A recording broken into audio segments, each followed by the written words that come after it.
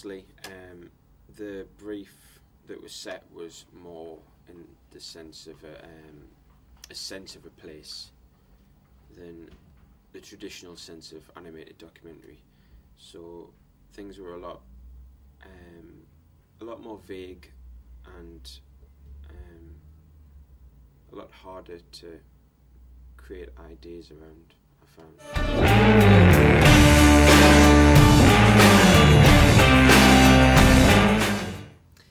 I'd pretty much seen what everyone else had seen mainstream wise on the television, Creature Comforts, Nick Park's films. Apart from that, I hadn't really had much experience of animated documentary, but then once I started university I was able to look into independent film a lot more, and I watched Waltz with Bashir, which was a great use of animation to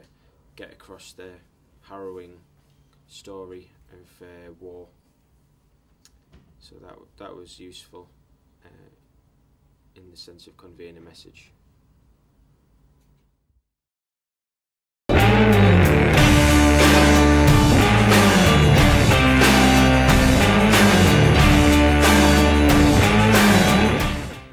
Well, I decided to use time-lapse to convey the passage of time on the seaside, a day in the life of all of the people who visit the seaside, working around an ice cream kiosk, so there was a lot of movement, a lot of people waiting in the queues, sitting down on the chairs, eating ice cream, people walking their dogs, people with push chairs, families, you know, all different walks of life. I wanted to capture all of that into one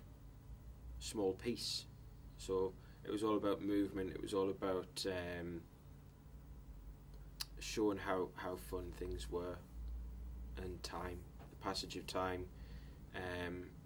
the tides coming in, the sky, you know, the clouds moving, the sunset, the sunrise, and the weather.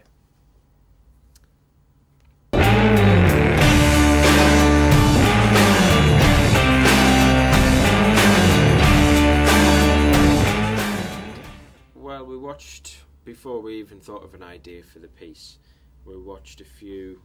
animations through with our lecturer, and there was a animation short that we saw involving time-lapse showing erosion on a beach around cliff tops, and I liked the textures and the movement in that piece, and I wanted to kind of recreate that in my own piece, but obviously with a different take on it, because it was in my sort of local area and I wanted to create more of a story towards it.